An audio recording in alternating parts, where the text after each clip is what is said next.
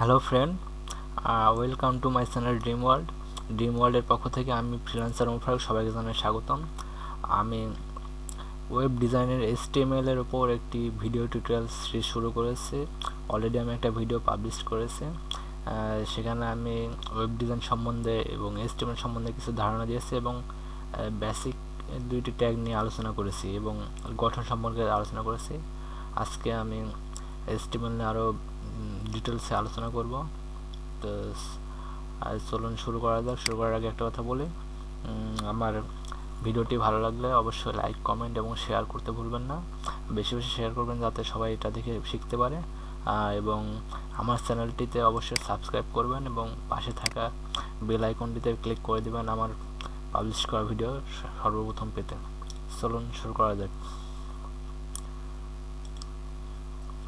আমি এখানে W3 school এখানে টপিকসগুলো দেওয়া আছে, সেই টপিকসগুলো দেখার জন্য আমি এটা ইউজ করব। এখানে ইন্ট্রোডাকশন,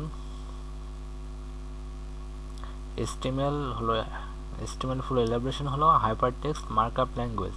এটা একটি মার্কআপ ল্যাঙ্গুয়েজ, এটা দ্বারা আমরা ব্রাউজারে ওয়েবের যে ইন্টারফেসটা দেখতে পাই, ইউআই ডিজাইনটা, সেটা এই HTML দিয়ে করা হয়ে থাকে। যার এলাবোরেশন হলো হাইপার টেক্সট মার্কআপ ল্যাঙ্গুয়েজ। এর দুইটি ট্যাগ আমরা দেখেছি, হেডিং ট্যাগ এবং প্যারাগ্রাফ ট্যাগ। এখানে আরও বিশদে আমরা দেখব এডিটরস।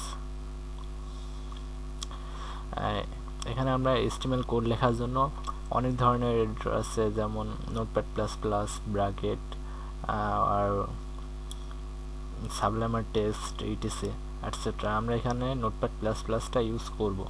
এটাই বেস্ট একটা এডিটর, অনেকে এটা ইউজ করে থাকে। সো আমরা এটা ইউজ করব। এবার আমরা চলে যাই বেসিকে। বেসিক আমরা এখানে দেখেছিলাম হেডিং ট্যাগ এবং প্যারাগ্রাফ ট্যাগ। হেডিং ট্যাগ দিয়ে কোনো হেডিং দেওয়া হয়, প্যারাগ্রাফ ট্যাগ দিয়ে প্যারাগ্রাফ লেখা হয় পি ট্যাগ দিয়ে। এলিমেন্টস, HTML এর এক একটি ট্যাগের মধ্যে যেটা থাকে তাকে HTML এর এলিমেন্ট বলা হয়। এলিমেন্ট বিভিন্ন ধরনের আছে, inline element, block level element. এই ট্যাগ সহ একটা স্টেটমেন্টকে একটা এলিমেন্ট বলা হয়, সেটুকু আমরা বুঝতে পারছি। এরপর আমরা চলে যাব অ্যাট্রিবিউটস। অ্যাট্রিবিউটসের কাজ হলো কোনো কিছুর সৌন্দর্য বৃদ্ধি করা, কোনো ট্যাগকে আকর্ষণীয় করে তোলা। যেমন আমরা এখানে দেখতে পারি,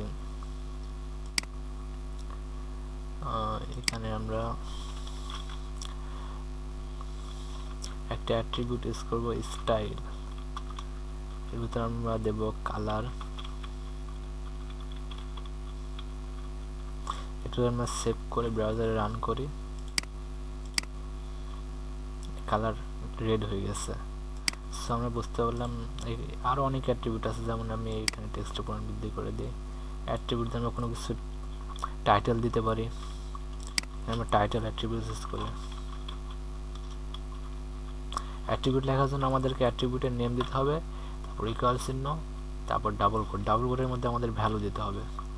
এখানে আমি টাইটেল দিলাম অ্যাবাউট ফ্রিল্যান্সার ওমর ফারুক। এটুকু আমরা যদি এখানে ব্রাউজারে সে রিলোড দিই, এই যেখানে আমি মাউস নিয়ে গেলে টাইটেলটা শো করছে। সো আমরা অ্যাট্রিবিউটের কী কাজ সেটা জানতে পারলাম। এবার আরও অনেক অ্যাট্রিবিউট আছে, এখানে আমরা অ্যাঙ্কর ট্যাগটি ইউজ করতে পারি।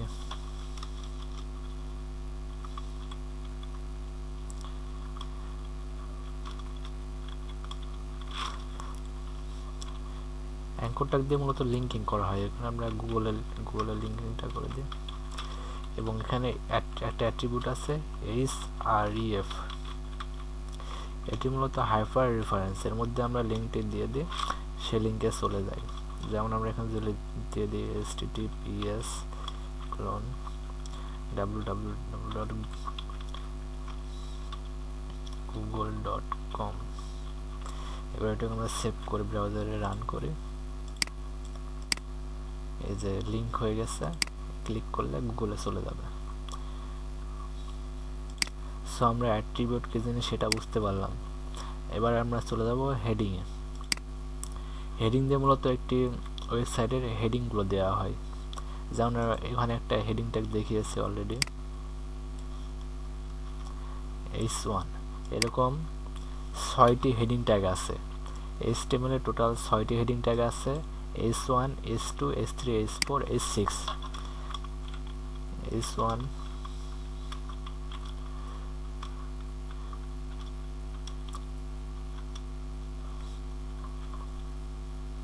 h2, h3,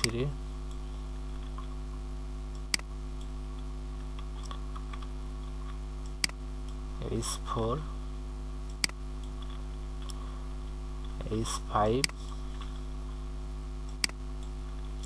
এবং h6।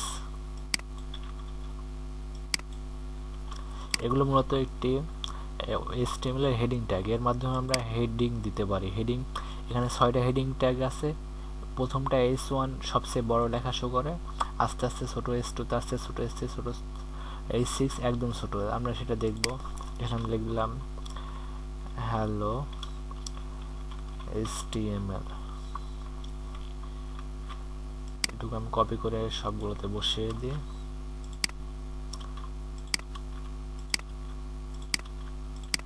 এটুকু আমরা সেভ করে ব্রাউজার রিলোড দিই। এই যে আমরা এখানে দেখতে পাচ্ছি h1 সবচেয়ে বড়, h6 সবচেয়ে ছোট। এইভাবে হেডিং ট্যাগগুলো ইউজ করা হয়। আমরা এগুলোকে কাস্টমাইজ করে আরও বড় করে নিতে পারি, ফন্ট সাইজ। সো আমরা এখানে এটুকুই দেখব, আর পরবর্তীতে এগুলো কাস্টমাইজ করে শিখব। তো আমাদের হেডিং ট্যাগ গেল। এরপর আছে আমাদের প্যারাগ্রাফ ট্যাগ। প্যারাগ্রাফ ট্যাগটা আমি সিম্পলি দেখাই দিচ্ছি। হেডিং ট্যাগটা কেটে ফেলে। প্যারাগ্রাফ ট্যাগ লেখার জন্য আমাদের একটা পি নামে একটা ট্যাগ আছে, আর ট্যাগ শুরু করতে হয় এবং শেষ করার সময় একটা ফরওয়ার্ড স্ল্যাশ দিয়ে দিতে হয়। এর ভিতরে আমি কিছু ডামে লিখে দিই হ্যালো ওয়ার্ল্ড। এটুকু আমি টেক্সটের পরিমাণ বৃদ্ধি করে দিচ্ছি। সেটুকু আমরা আগে এমনিভাবে দেখি, আগে ট্যাগের মধ্যে দিব না। এভাবে রান করে দেখি কি আর কেমন আসে। এদের কেমন আসছে। এবার এটা যদি আমরা প্যারাগ্রাফ ট্যাগের মধ্যে দিয়ে দিই,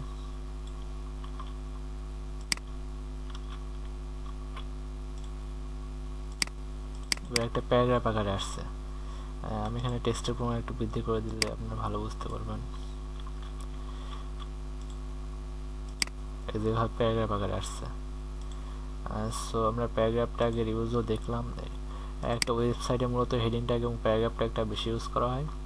এরপর আমরা আসবো স্টাইল ট্যাগটা আমরা আগে অ্যাট্রিবিউটের মধ্যে দেখে নিয়েছি, তারপর আমরা একবার দেখব স্টাইল ট্যাগ দিয়ে। স্টাইল মূলত একটা অ্যাট্রিবিউট, এর মাধ্যমে ইনলাইন সিএসএস লেখা হয়। সিএসএসটা আমরা পরে জানবো। এখন আমরা স্টাইল ট্যাগের ইউজটা আবার দেখে নিই। এখানে আমরা স্টাইল ট্যাগ অ্যাট্রিবিউটটা দিই। এখানে আমি কালার দিতে চাচ্ছি, কালার দিলাম ব্লু। এবার এটুকু আমি এখানে রিলোড দিয়ে দেখি, কালার ব্লু হয়ে গেছে, আপনারা দেখতে পাচ্ছেন। এখানে আমি যদি একটা ব্যাকগ্রাউন্ড দিয়ে দিই, ব্যাকগ্রাউন্ড ব্ল্যাক,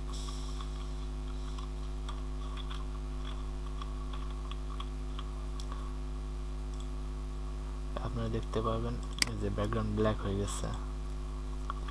আমি যেখানে টেক্সটটা হোয়াইট করে দিই, ভালো বুঝতে পারবেন। এই যে তাহলে আমরা স্টাইল অ্যাট্রিবিউটের ব্যবহার দেখলাম। স্টাইল অ্যাট্রিবিউট দিয়ে মূলত ইনলাইন সিএসএস লেখা হয়। সিএসএস আমরা পরে জানবো, এখন আমরা এইচটিএমএল সম্বন্ধে জানি। সো পরবর্তীতে আমরা ফরম্যাটিংয়ে যাব। ফরম্যাটিংয়ের মধ্যে অনেক কিছু আছে, যেমন আমরা কোনো লেখাকে বোল্ড করতে পারি, ইটালিক করতে পারি, আন্ডারলাইন করতে পারি, মার্ক করতে পারি, ডিল করতে পারি। সো আমরা এখানে এই লেখাটুকুকে আমরা বোল্ড করে দেবো। বোল্ড করার জন্য আমাদের দুটো ট্যাগ আছে। প্রথম মূলত বি,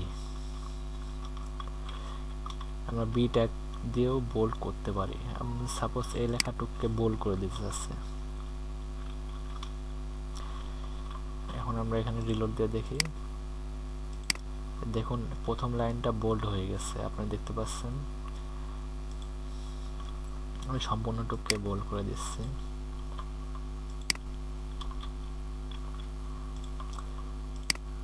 দেখুন আমাদের পুরো লেখাটা বোল্ড হয়ে গেছে। আবার আমরা এই সেম কাজ আরেকটি ট্যাগের মাধ্যমে করতে পারি, স্ট্রং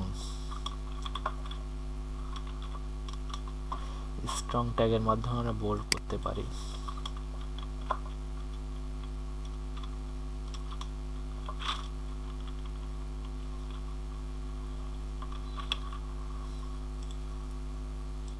এই যে সেম আছে।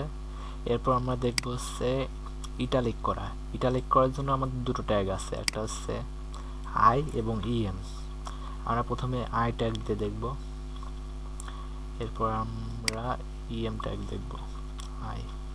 এবার আমরা সেভ করে রান ব্রাউজার রিলোড দিই। এই দেখুন লেখাগুলো ইটালিক হয়ে গেছে। এখন আমরা ইএম ট্যাগ দিয়ে দেখব।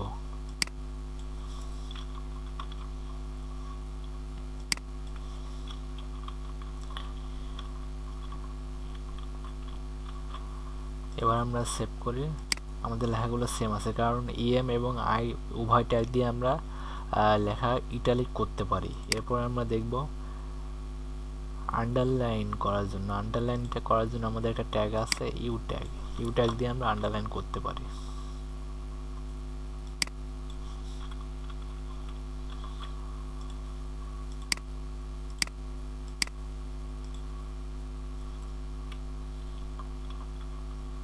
সরি, ইউ ট্যাগটা কাজ করছে না কোনো কারণে হয়তো।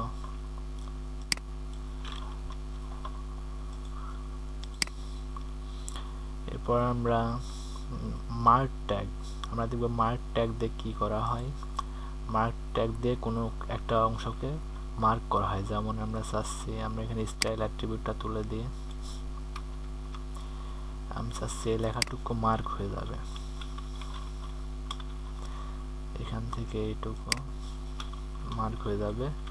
আমরা মার্ক ট্যাগটা দিয়ে দিলাম। এখন আমরা ব্রাউজারে এসে রিলোড দিই, এই যে দেখুন এইটুকু মার্ক হয়ে গেছে। তো আপনারা মার্ক ট্যাগের কাজ দেখলেন।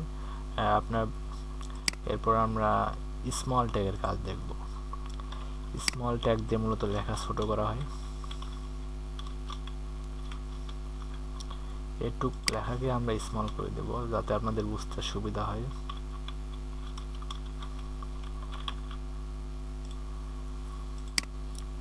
এই যে লেখাগুলো ছোট হয়ে গেছে। সো আপনারা স্মল ট্যাগের কাজও দেখলেন। এরপর আমরা ডেল ট্যাগ দেখব। স্মল ট্যাগটা আমরা তুলে দিই।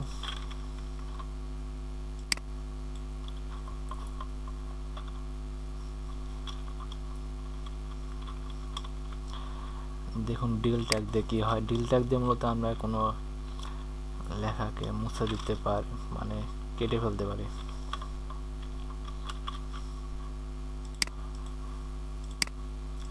এই যে মাঝখানে কেটে গেছে। ডিল ট্যাগের অনেক ইউজ আছে, যেমন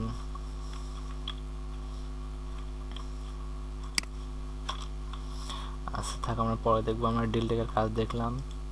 এরপর আমরা দেখবো হচ্ছে সাবস্ক্রিপ্ট এবং সুপারস্ক্রিপ্ট। মূলত এই দুটো ট্যাগের কাজ কি। আমরা H2 পানির সংকেত লিখি, যেমন H2 তো আমাদের নিচে থাকে, তাই আমরা 2 তার সাবস্ক্রিপ্ট ট্যাগের মধ্যে দেব।